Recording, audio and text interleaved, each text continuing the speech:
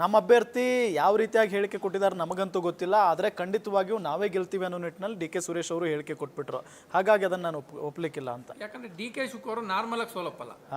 Correct. D K Suresh ಅವರು normal ಆಗಿ ಸೋಲಪ್ಪಲ್ಲ. ಹೌದು. ಅವರು ಕೊನೆ ಒಂದು ವೋಟ್ ಇರೋವರೆಗೂ ಒಂದೇ 1% ಚಾನ್ಸ್ ಇರೋವರೆಗೂ ಹೋಗಿ ಅಲ್ಲಿ ಫೈಟ್ ಮಾಡೋ ಅಂತ ಒಂದು ಮನಸ್ಥಿತಿ ಇರೋ ಒಬ್ಬ ಕ್ಯಾಂಡಿಡೇಟ್ ಡೆಪ್ಯೂಟಿ CM. ಸೊ ಅಂತವ್ರು ನಾನೇ ಅಭ್ಯರ್ಥಿ ಅಂತ ಹೇಳಿರೋ ಒಂದು ಅಸೆಂಬ್ಲಿನ, ಒಂದು ಚನ್ನಪಟ್ಟಣ ಅಂತ ಒಂದು ಅಸೆಂಬ್ಲಿನ ಅವ್ರು ಅಷ್ಟು ಈಸಿಯಾಗಿ ಎಲೆಕ್ಷನ್ ಮುಂಚೆನೆ ಸೋಲೊಪ್ಕೊಳೋ ಅಷ್ಟು ವೀಕಾ ಅಂತ ನೀವು ಕನ್ಸಿಡರ್ ಮಾಡಬೇಕು. ಯಾಕಂದ್ರೆ ಡಿ ಕೆ ಶಿವಕುಮಾರ್ ರೆಸ್ಪೆಕ್ಟ್ ಹೋಗುತ್ತೆ ಅಲ್ಲಿ. ಇಲ್ಲಿ ಸೋತ್ರೆ ಯೋಗೇಶ್ವರ್ ಸೋತಂಗಲ್ಲ, ಡಿ ಕೆ ಶಿವಕುಮಾರ್ ಸೋತಂಗೆ. ಸೊ ಆ ತರ ಇದ್ದಾಗ ಎಲೆಕ್ಷನ್ ಮುಂಚೆನೆ ಬಂದವ್ರು ಸೋಲೊಪ್ಕೊಂತಾರೆ ಅಂದ್ರೆ ನೀವು ಡಿ ಕೆ ಶಿವಕುಮಾರ್ನ ನೀವು ಅಲ್ಲಿ ಇಮೇಜಿನ್ ಮಾಡ್ಕೊಳ್ಳಿ. ನೀವ್ ಹೇಳೋದು ನಿಜಾನೇ. ಯಾಕೆ ಅಂತ ಹೇಳಿದ್ರೆ ಅಲ್ಲಿ ಅಭ್ಯರ್ಥಿಗಳು CP ಯೋಗೇಶ್ವರ್, ನಿಖಿಲ್ ಕುಮಾರಸ್ವಾಮಿ ಆಗಿದ್ರು ಕೂಡ ಇಲ್ಲಿ Kumaraswamy versus D K Shivakumar ನಡುವೆನೆ ಫೈಟ್ ನಡೀತಾ ಇದೆ ಅಂತಾನೆ ಹೇಳಲಾಗ್ತಾ ಇತ್ತು. ಸೊ ಆ ತರ ಇದ್ದಾಗ ಎಲೆಕ್ಷನ್ ರಿಸಲ್ಟ್ ಮುಂಚೆನೆ ಸೋಲೊಪ್ಕೊಂತಾರ ಅನ್ನೋದು ನೀವು ಯೋಚನೆ ಮಾಡ್ಬೇಕಾಗುತ್ತೆ. ಯಾಕಂದ್ರೆ ಅಂತ ಸೋಲೊಪ್ಕೊಳೋದಾದ್ರೆ ಅಲ್ಲಿ ಡಿ ಕೆ ಶಿವಕುಮಾರ್ ರೆಸ್ಪೆಕ್ಟ್ ಇನ್ನ ಕೆಳಗಡೆ ಕಡಿಮೆ ಆಗುತ್ತೆ. ಯಾಕಂದ್ರೆ ಅವರೇ ನಾನೇ ಅಭ್ಯರ್ಥಿ ಅಂತ ಒಂದು 100 ಸರಿ ಹೇಳಿದ್ದಾರೆ. ಸೊ ಆ ತರ ಇದ್ದಾಗ ಮುಂಚೆ ಸೋಲೊಪ್ಕೊಳೋ ಅಂತ ಕ್ಯಾಂಡಿಡೇಟ್ ಯೋಗೇಶ್ವರ್ ಅಲ್ಲ, ಅಂತ ಕ್ಯಾಂಡಿಡೇಟ್ ಡಿ ಕೆ ಬ್ರದರ್ಸ್ ಅಲ್ಲ. ಸೊ ಅವರು ಮೂವರು ಒಕ್ಕಲಿಗರಾಗಿರೋದ್ರಿಂದ ಸೊ ಅಷ್ಟು ಈಸಿಯಾಗಿ ಬಂದು ಎಲೆಕ್ಷನ್ ಮುಂಚೆನೆ ಇಲ್ಲ ನಾನು ಸೋತೆ ಅನ್ನೋಂಥ ಕ್ಯಾರೆಕ್ಟರ್ ಅವ್ರು ಇಬ್ಬರದು ಅಲ್ಲ. ಸೊ ಅದರಿಂದ ನಾನು ಅದನ್ನ ಕನ್ಸಿಡರ್ ಮಾಡಬಾರ್ದು ಅಂತ ಅನ್ಕೊಂಡಿದೀನಿ. ಯಾಕಂದ್ರೆ ಅದೊಂದು ಸಿಂಪತಿ ಗೇಮ್ ತರನೇ ನೋಡ್ಬೇಕು. ಇಲ್ಲ ಬೆಟ್ಟಿಂಗ್ ಬರಾಟೆಯಲ್ಲಿ ಏನಾನ ಅದನ್ನ ಮಿಸ್ಗೈಡ್ ಮಾಡಕ್ ನೋಡಿದ್ರ, ಇಲ್ಲ ಹೇಳಿದ್ರ ಜೆನ್ಯೂನ್ 3 ಪಾಸಿಬಿಲಿಟಿ ಇದೆ. ಒಂದು ಬೆಟ್ಟಿಂಗ್ ಗೋಸ್ಕರ ಮಾಡಿದ್ರ, ಇಲ್ಲ ನೀವು ಒಂದು ಮಿಸ್ಗೈಡ್ ಮಾಡಕ್ ಮಾಡಿದ್ರ, ಇಲ್ಲ ಒಕ್ಲಿಗರ ಒಟ್ಟು ಕನ್ಸಲ್ಟೇಷನ್ ಮಾಡಕ್ ಮಾಡಿದ್ರ, ಇಲ್ಲ ನಿಜವಾಗ್ಲೂ ನಾನು ಸೋತೆ ಅಂತ ಒಪ್ಕೊಂಡ್ರ ಅಂತ. ನನ್ನ ಪ್ರಕಾರ ಯಾವುದೇ ಪೊಲಿಟಿಷಿಯನ್ ಆಗ್ಲಿ ಅವ್ರು ಸೋಲೋ ಅಂತ ಕ್ಯಾಂಡಿಡೇಟ್ ಆದ್ರೂ ಅವ್ರು 20,000 ವೋಟ್ ತಗೊಂಡವ್ರಾದ್ರೂ ಅವ್ರ ನೀವು ಮಾತಾಡ್ಸಿದ್ರೆ ಗೊತ್ತಾಗುತ್ತೆ ನಾನು ಗೆದ್ದೇ ಗೆಲ್ತೀನಿ.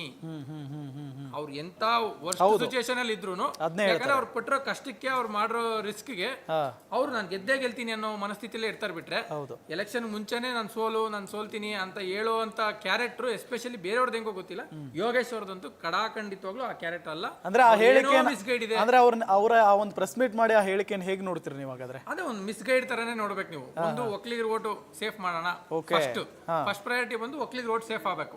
ನಾನು ಒಕ್ಕಲಿಗರ ಸೈಡ್ ಇದೀನಿ, ಸೋತ್ರು ಗೆದ್ರು ನಾನು ಒಕ್ಕಲಿಗರ ಸೈಡ್ ಇದ್ದೀನಿ, ಜಮೀರ್ ಅಮೌಂಟ್ ಮಾಡಿದ್ ತಪ್ಪು ಅಂತ. ಯಾಕಂದ್ರೆ ಮುಸ್ಲಿಂ ಓಟ್ ಡ್ಯಾಮೇಜ್ ಆಗೋದೇ ಇಲ್ಲ. ಸೊ ಒಕ್ಕಲಿಗರ ಓಟ್ ನ ಸೇಫ್ ಮಾಡಕ್ ಫಸ್ಟ್ ಆಪ್ಷನ್ ನೋಡಿದ್ದಾರೆ.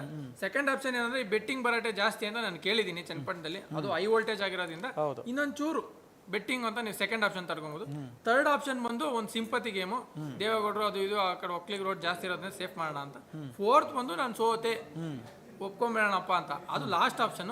ನನ್ನ ಪ್ರಕಾರ ಲಾಸ್ಟ್ ಆಪ್ಷನ್ ಕಡಾಖಂಡಿತವಾಗ್ಲೂ ಆಗಿರಲ್ಲ. ಯಾವುದೇ ಪೊಲಿಟಿಷಿಯನ್ ಕೂಡ ರಿಸಲ್ಟ್ ಮುಂಚೆ ಸೋಲ್ ಒಪ್ಕೊಳಲ್ಲ.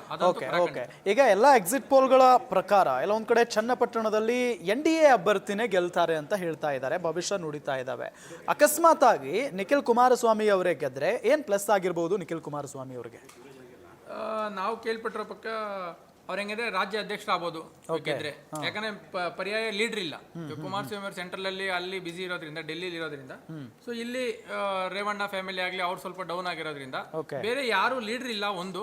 ಆಮೇಲೆ ಸ್ವಲ್ಪ ನಿಖಿಲ್ ಅವರು ಅಗ್ರೆಸಿವ್ ಇಲ್ಲ ಅಂದ್ರೂ ಒಳ್ಳೆ ಒಪಿನಿಯನ್ ಇದೆ ಎಲ್ಲರ. ನಿಖಿಲ್ ಅವರು ಅಂದ್ರೆ ಒಂದು ಸಾಫ್ಟ್ ಕಾರ್ನರ್ ಇದೆ. ಒಂದು ಸೋತಿರೋದಕ್ಕಿರ್ಬೋದು, ಆಮೇಲೆ ಅವ್ರ ನಡವಳಿಕೆ ಇರ್ಬೋದು. ನೀವು ಎಲ್ಲೇ ನೋಡಿದ್ರು ಏನೋ ಒಂದು ಹೇಳಿಕೆ ಕೊಡೋದಾಗ್ಲಿ, ಏನೋ ಒಂದು ಕಾಂಟ್ರವರ್ಸಿ ಮಾಡೋದಾಗ್ಲಿ, ಇಲ್ಲ ಏನೋ ಸ್ಕ್ಯಾಮ್ ಆಗ್ಲಿ, ಏನೋ ಎಲ್ಲೋ ಅವ್ರು ಇನ್ವಾಲ್ವ್ ಆಗಿಲ್ಲ. ಅವ್ರ ಅಪ್ಪ CM ಆಗಿದ್ದಾಗಲಿ, ದೇವೇಗೌಡರು ಅವ್ರು PM ಆಗಿದ್ದಾಗಲಿ ಎಲ್ಲೂ ಅವ್ರು ತೋರಿಸ್ಕೊಂತ ಇರಲಿಲ್ಲ ಯಾವುದೋ ಒಂದು ವಿಷಯಕ್ಕೆ ಕಾಂಟ್ರವರ್ಸಿ ಆಗೋಣ ಅಂತ. ಸೊ ಒಂದು ಸಾಫ್ಟ್ ಕಾರ್ನರ್ ಇದೆ. ಇನ್ನೊಂದು ಪಾರ್ಟಿಲಿ ಒಳ್ಳೆ ಅಭಿಪ್ರಾಯ ಇದೆ. ನಿಖಿಲ್ ಅಂದ್ರೆ ಒಂದು ಇಲ್ಲಿ ಇರ್ಲಿ ಪರವಾಗಿಲ್ಲ ಅಂತ ಹೇಳೋದಾದ್ರೆ, ಕುಮಾರಸ್ವಾಮಿಗಿಂತ ನಿಖಿಲ್ ಅವರಿಗೆ ಒಳ್ಳೆ ಅಭಿಪ್ರಾಯ ಇದೆ. ಇವಾಗ ನೀವು ಕುಮಾರಸ್ವಾಮಿ ಕನ್ಸಿಡರ್ ಮಾಡಿದ್ರೆ GT ದೇವೇಗೌಡ ಅವ್ರಿಗೂ ಕುಮಾರಸ್ವಾಮಿಗೆ ಏನೋ ಇದೆಯಪ್ಪ ಅನ್ನೋ ತರ ಪಟ್ರೆ ಆಗ್ತದೆ. ಬಟ್ ನಿಖಿಲ್ ಅವ್ರು ಎಲ್ಲೋ ಆ ತರ ಯಾರ ಹತ್ರನೂ ನನಗೆ ಆಗಲ್ಲ ಅನ್ನೋದಿಲ್ಲ. ಅದರಿಂದ ಅವ್ರಿಗೆ ರಾಜ್ಯಾಧ್ಯಕ್ಷ ಕೊಡ್ಬೋದು. 2028ಗೆ ಏನೋ ಮೈತ್ರಿ ಆಗಿ ಇವ್ರು ಹೇಳೋ ಪ್ರಕಾರ 90 ಸೀಟ್ಸ್ ಬಂದ್ಬಿಡ್ತೀರಿ ಅಂತ, ಅಷ್ಟಾಗಲ್ಲ. ಏನೋ ಒಂದು 45-50 ಸೀಟ್ಸ್ ಬಂದು ನಿಖಿಲ್ ಅವರ CM ಆಗ್ಬೋದು.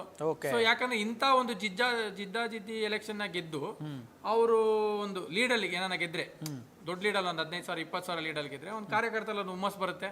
ಆಮೇಲೆ ರಾಜ್ಯಾಧ್ಯಕ್ಷ ಆಗೋ ಪಾಸಿಬಿಲಿಟಿ ಇದೆ JDSಗೆ. ಆಮೇಲೆ 2028 ಎಲೆಕ್ಷನ್ ಇನ್ನೇನು ದೂರ ಇಲ್ಲ.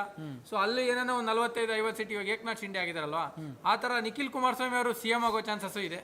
ಸೊ ಆದ್ರಿಂದ ಗೆದ್ರೆ ಒಂದು ಪ್ಲಸ್ ಇದೆ. ಅದೇ ಹ್ಯಾಟ್ರಿಕ್ ಸೋಲ್ ಆದ್ರೆ ಅದು ಒಂಥರ ಮೈನಸ್ ಇದೆ. ಯಾಕಂದ್ರೆ ಅವರು ಮಂಡ್ಯ ಅಂತ ಇದ್ರಲ್ಲಿ ಗೆಲ್ಲಕ್ಕಾಗ್ಲಿಲ್ಲ, ರಾಮನಗರ ಅಂತ ಗೆಲ್ಲಕ್ಕಾಗ್ಲಿಲ್ಲ, ಚನ್ನಪಟ್ಟಣ ಗೆಲ್ಲಕ್ಕಾಗಿಲ್ಲ ಅಂದ್ರೆ ಇನ್ನು ಇವ್ರು ಬೇರೆ ಯಾವ ಕ್ಷೇತ್ರ ಕೊಡ್ಬೇಕು, ಇನ್ ಎಲ್ಲಿ ಗೆಲ್ಲಕ್ಕಾಗ್ತಾರೆ? ಇವ್ರು ಇದ್ದಿದ್ದೇ ಭದ್ರಕೋಟೆ 3, ಒಂದು ಮಂಡ್ಯ, ಚನ್ನಪಟ್ಟಣ, ರಾಮನಗರ. ಸೊ ಇದು ಬೇಸಲ್ಲೇ ಅವ್ರು ಗೆಲ್ಲಕ್ಕಾಗಿಲ್ಲ ಅಂದ್ರೆ ಇಲ್ಲೂ ಏನಾನ ಸೋತ್ ಬಿಟ್ರೆ ಬೇರೆ ಯಾವ ಕ್ಷೇತ್ರ ಎಲ್ಲಿ ಗೆಲ್ಬೋದು, ಒಂದು ಕಾನ್ಫಿಡೆನ್ಸ್ ಝೀರೋ ಆಗ್ಬಿಡುತ್ತೆ. ಓಕೆ. ಸೊ ಅದರಿಂದ ಗೆದ್ರೆ ಒಂದು CM ಆಗೋವರೆಗೂ ಲೆವೆಲ್ ವರ್ಗೂ ಹೋಗ್ಬೋದು, ಸೋತ್ರೆ ಝೀರೋ ಆಗೋ ಚಾನ್ಸಸ್ ಇದೆ. ಇದೊಂಥರ ಝೀರೋ ಇಲ್ಲ ಹೀರೋ ಕಂಟೆಸ್ಟೇ. ಎಸ್. ಗ್ಯಾರಂಟಿ ನ್ಯೂಸ್, ಸುದ್ದಿ ಖಚಿತ, ನ್ಯಾಯ ನಿಶ್ಚಿತ.